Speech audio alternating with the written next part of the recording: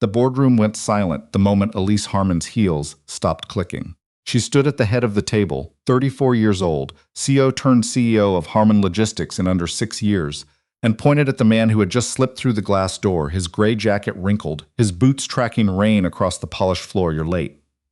Her voice didn't rise. It didn't need to. "Pack your things and go." The man, Owen Marsh, facilities coordinator, 11 years with the company, didn't argue. He didn't even blink. He just nodded once, pulled his access badge from his collar, set it on the corner of the conference table, and walked back out the door.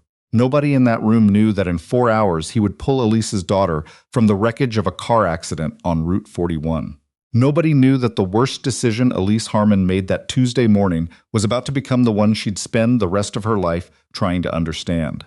If you want to see how far a single moment of arrogance can travel, stay until the end. Hit that like button and drop a comment with your city. I want to see how far this story reaches. The meeting had been about Q3 projections, red numbers on a white screen. Elise had not slept well. She rarely did anymore, and she'd walked in already 2 degrees past irritated. The kind of tired that sits behind your eyes and makes everything look like a problem waiting to be solved. Harmon Logistics occupied the top 3 floors of a building in downtown Columbus, Ohio. It was the kind of company that had grown too fast for its own culture to keep up with. Elise had taken over from her father 2 years earlier and had spent every day since trying to make the place run like something she'd actually built instead of inherited. That meant standards. It meant accountability. It meant that when 15 people were waiting in a conference room at 9 o'clock sharp and a facilities coordinator showed up at 9:18 smelling like rain and looking like he'd run 4 blocks to get there, Elise made an example. "We were expecting you for the HVAC walkthrough," she said. "The one we scheduled 3 weeks ago. I know, I apologize. There's always something." She cut him off the way she always did, clean and without heat. "This isn't the first time, Owen." He'd been written up twice before, both times for being late. Both times his supervisor had noted that his work was excellent, that he was thorough and reliable, that he just seemed to have something going on at home that occasionally made him run behind. Elise hadn't read the notes. She'd read the write-ups. "You're not a fit for this team anymore," she said.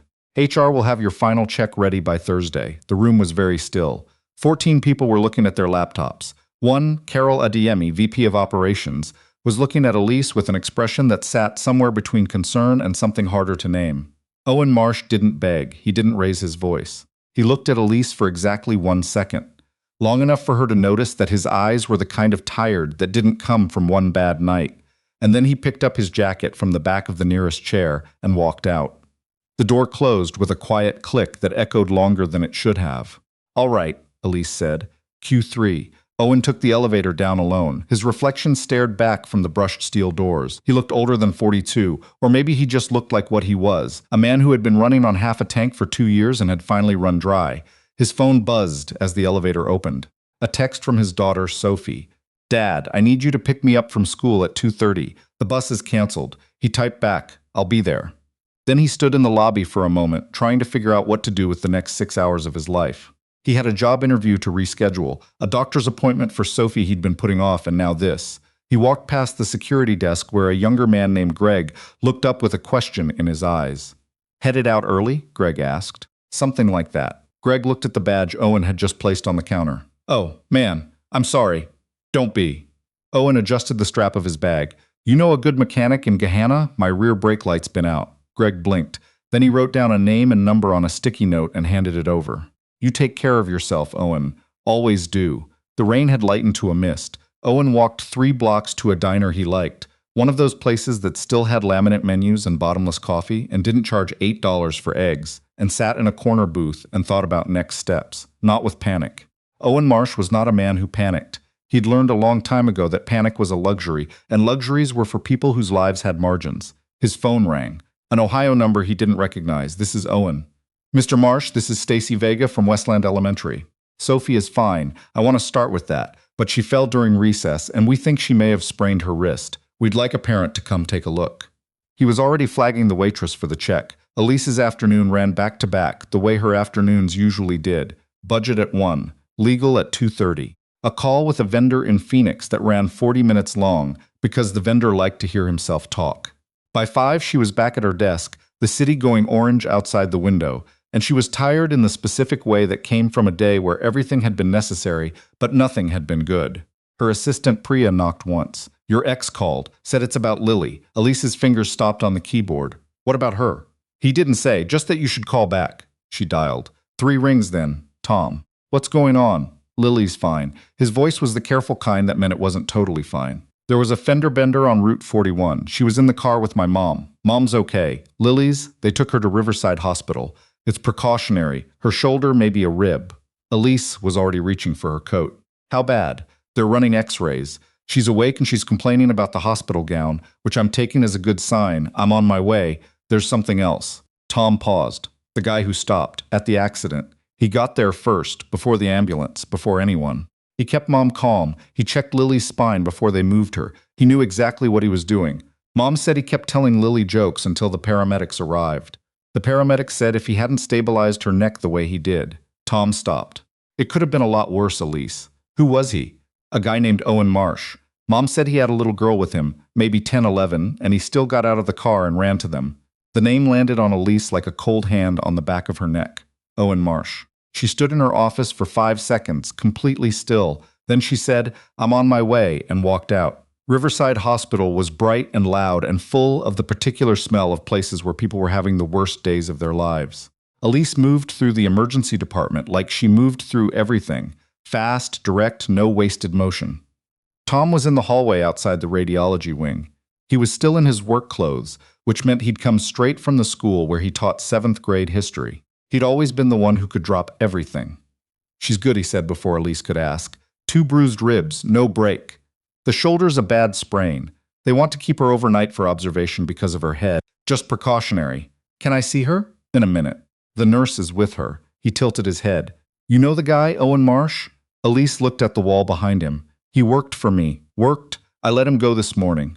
Tom looked at her for a long moment with the expression she'd always hated, not anger, not surprise, just a kind of exhausted patience. Okay, he said. I didn't know. Of course you didn't, Tom. I'm not saying anything. But his voice said everything. It always had. The nurse came out, told them they could go in. Elise went first. Lily was 10 years old and small for her age, with Tom's dark eyes and Elise's impatience. She was sitting up in the hospital bed, wearing a gown printed with small blue stars, her left arm in a sling, a bandage across her chin where she'd caught the doorframe on impact. When she saw Elise, her face did the thing it still did sometimes, crumpled for exactly half a second before she pulled herself back together. I'm okay, Mom. I see that. Elise sat on the edge of the bed and took her daughter's good hand and held it. Tell me what happened, Lily told her.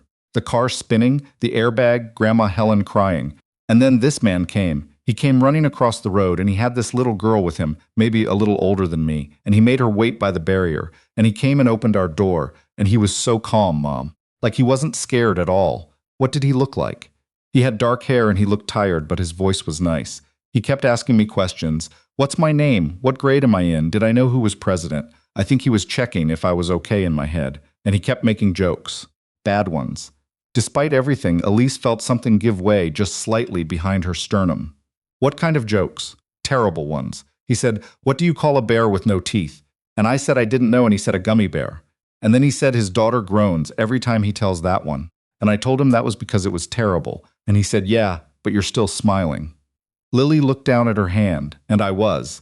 Elise stayed with her until she fell asleep. Then she walked back into the hallway, found a nurse, and asked which room Owen Marsh was in. Room 7 was at the end of the east corridor. The door was half open. Elise pushed it wider and stopped. Owen was sitting on the edge of the bed, fully dressed except for his jacket. A nurse was taping up his left hand, a cut across the knuckles that had needed 3 stitches.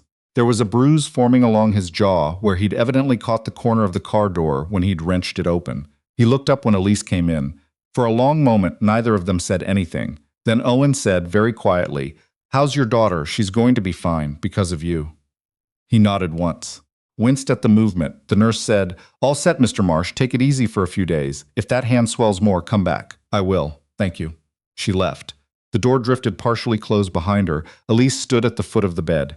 She was a woman who had built her entire career on knowing what to say, on never walking into a room without the right words already prepared. She had nothing. "I owe you an apology," she said finally. "You don't owe me anything. This morning was wrong." Owen looked at her with those tired eyes. "This morning I was late. You were late because of your daughter. She hurt her wrist at school. You had to go get her." He didn't answer right away. "Then it doesn't matter. It matters to me." "Why?" His voice wasn't unkind, it was something worse, genuinely curious. Why does it matter now? Elise didn't have an answer good enough. Owen stood slowly, one hand pressed briefly to his ribs. He picked up his jacket from the chair. I'm glad your daughter's okay. She handled herself well. Smart kid. Let me drive you home. Please, I drove myself. You have stitches on your hand and a probable concussion. You're not driving. He looked at her. Something shifted in his expression. Not softening exactly, but recalculating. Sophie's in the waiting room. I'm not leaving without her. Of course not. I'll have my driver take all three of us. Sophie was 9 years old with her father's calm eyes and a wrist wrapped in an ace bandage she kept adjusting with the focused attention of someone who wanted everyone to notice it was there. She sat very straight in the back seat of Elise's car and looked out the window at the Columbus streets going by in the dark. Is your wrist okay? Elise asked her. It's fine, Sophie said. It's just a sprain. Dad says I have high pain tolerance. He's right, Owen said from beside her. Sophie leaned her head against his arm. He winced slightly from the bruised ribs, but didn't move. Dad, yeah, that girl in the car, is she going to be okay? She's going to be fine. She was scared. She was brave. Sophie was quiet for a moment. Then, are we going to get Chinese food? You said we could have Chinese food this week. Owen made a sound that was almost a laugh. Sure, we can do that. Elise looked out her window. The city moved past, indifferent, just doing what cities do. Can I ask you something? She said. You can ask, why didn't you explain this morning? About Sophie. Why didn't you just tell me why you were late? Owen was quiet for a moment. Sophie had her headphones in now, something quiet playing from her phone. Because I've learned that some decisions are already made before you say a word, he said. In that room, you'd already decided. I could see it. You were going to make an example of someone, and I was the someone. Explaining wouldn't have changed the outcome. It would have just made me look like I was begging. And you don't beg. I don't beg. Elise looked at him. If I'd asked why you were late, actually asked, would it have mattered? He thought about it honestly, which she could tell because he didn't answer fast. I don't know. Maybe. Probably not, though. You had a room full of people watching. That's a different kind of pressure. He paused. But it would have been nice to be asked. The car stopped in front of a building in Clintonville, a 2-story house converted into apartments, older but well kept, with a front porch that had a weather-worn bench and 2 potted plants that were still alive against all odds. Thank you for the ride, Owen said. Owen. Elise turned to face him. Let me make this right, please. Your job back or better. We have an opening in operations management that I should have looked at you for 2 years ago. No, that's not pity. That's acknowledging a mistake. The mistake is acknowledged. His voice was level, not cruel. I don't need the job back. I need to figure out what comes next. That's my thing to do, not yours. You just saved my daughter's life. I helped a kid in trouble. That's not a debt. That's just what you do. He opened the car door, then stopped. Take care of her. Tell her she made the right calls today. Kids need to hear that. He helped Sophie out of the car. Sophie turned at the last second and looked at Elise with those old, beyond-her-years eyes. Your daughter's lucky, she said. She had somebody to come. Then they walked up the porch steps and went inside. Elise sat in the back of the car for a long time before she told the driver to go. She went back to the hospital. Lily was still asleep. Tom had fallen asleep in the chair, his reading glasses still on, a book open face down on his lap. Elise sat on the other side of the bed and watched her daughter breathe. She thought about what Sophie had said. She had somebody to come. She thought about Owen's face in the conference room that morning, that single second of tired eyes before he picked up his badge and walked out without a word. She thought about what she'd been trying to prove and who she'd been proving it to and whether any of it looked the same from this side of the day. Her phone buzzed. 3 emails, a Slack notification, a text from her assistant. She turned it face down on the bedside table. She stayed all night. In the morning, she sent Owen a text. I understand your answer. I'm not going to push, but I want you to know what you did yesterday mattered more than I can say. Thank you. His response came 2 hours later. Give Lily my best. She stared at it for a long time. Then she got up, went to the hospital cafeteria, and bought 2 coffees that tasted like cardboard, and brought one back to Tom, and they sat together in the hallway and didn't talk about much, which was, she realized, something they were better at than she'd remembered. When Lily was discharged that afternoon, she asked about Owen. The man from the accident. What about him? Did you say thank you? I tried. Elise thought about how to say it. He's a private person. He doesn't want a lot of fuss. Lily considered this. His daughter was nice. She waited the whole time by the barrier, right where he told her. She was scared, but she stayed. She sounds like a good kid. Can I write her a letter? To say thank you? Elise looked at her daughter, the sling, the bandaged chin, those dark eyes that missed nothing. I'll try to make that happen. You always say that, I know, but you mean it this time. I can tell. Elise went back to work. The first thing she did was call a meeting with Carol Adeyemi, her VP of Operations, who had been with the company for 12 years and whose opinion Elise had been systematically ignoring for most of them. I want to talk about how I run this place, Elise said.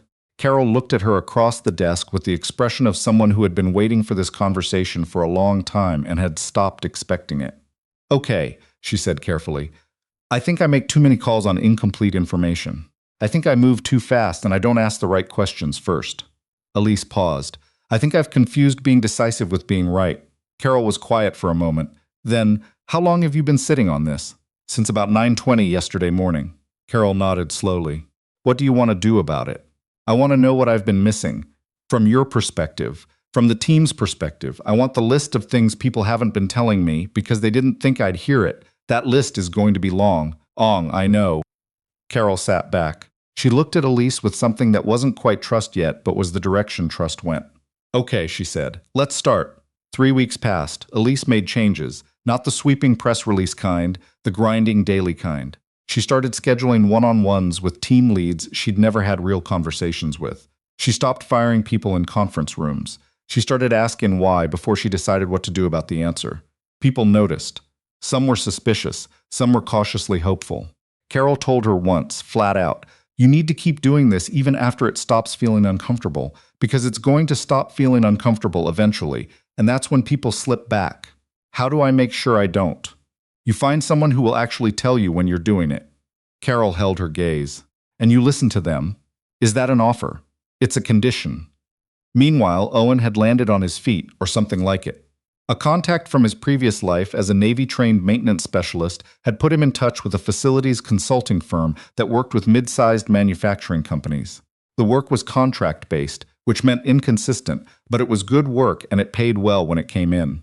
He was also teaching a safety and facilities management course 2 evenings a week at Columbus State, which meant he was home every night before Sophie's bedtime. They ate dinner together every night. He made her do her homework at the kitchen table while he prepped the next day's class. They had a deal, one terrible joke per evening, and she had to at least pretend to think about it before she groaned. What did the ocean say to the beach? Nothing, it just waved, she groaned. She smiled. He counted that as a win. 4 weeks after the accident, a letter arrived at his apartment.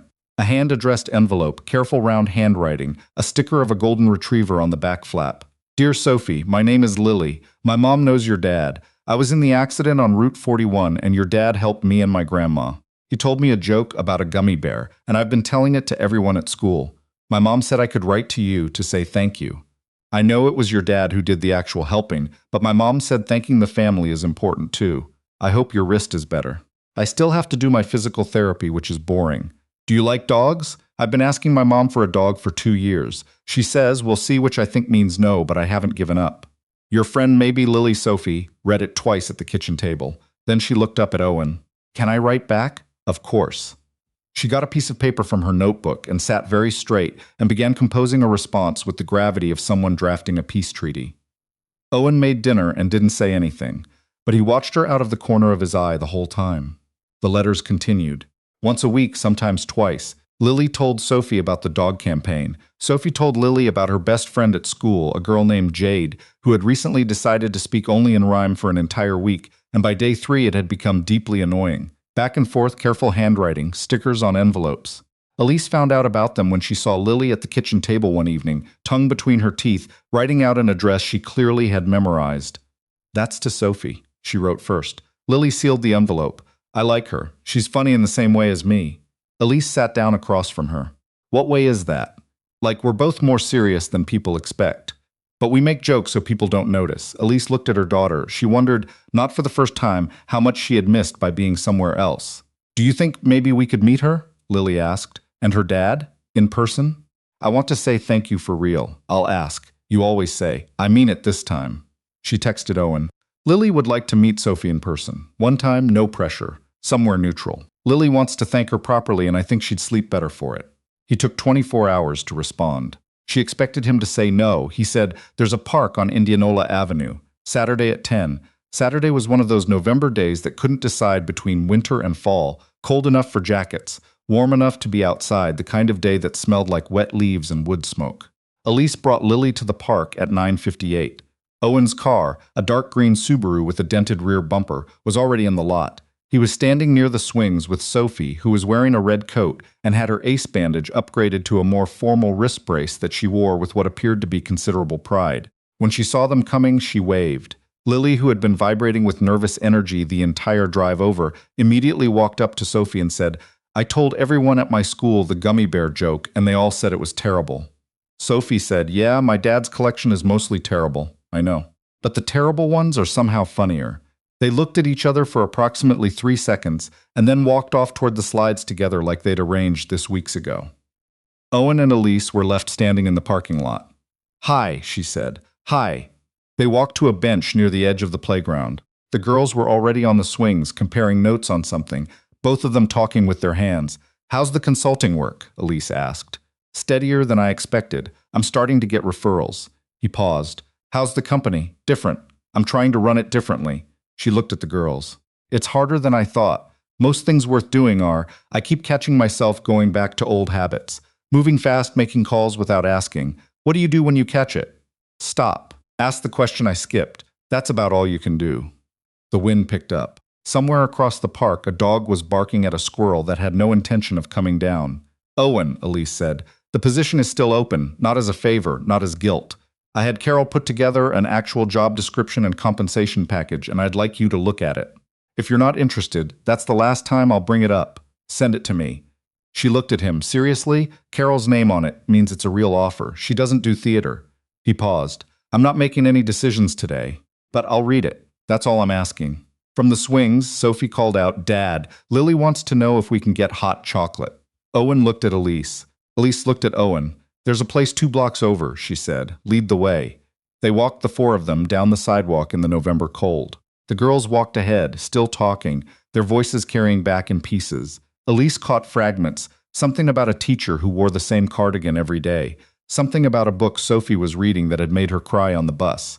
"She cried on the bus?" Owen said, clearly having caught the same fragment. "She said it was fine because she pretended to be asleep," Lily reported without turning around. "That's my girl." At the hot chocolate place, a small coffee shop that had clearly been decorated by someone who loved autumn and had no intention of letting go of it, they took a table near the window. The girls sat across from each other. Owen and Elise sat on the same side by unspoken agreement, which would have been awkward 6 weeks ago and somehow wasn't now. "What are you reading?" Lily asked Sophie. "Bridge to Terabithia. Have you read it?" "My mom said I was too young for it." Sophie glanced at Elise. "My dad said the same thing, and then I read it anyway." Owen said very carefully, "I'm going to pretend I didn't hear that." Sophie smiled into her hot chocolate. Elise thought, this is what I missed, this specific thing. The small ordinary table with the small ordinary conversations that aren't ordinary at all if you're paying attention. Owen looked at the job description Carol sent. He looked at it for 3 days.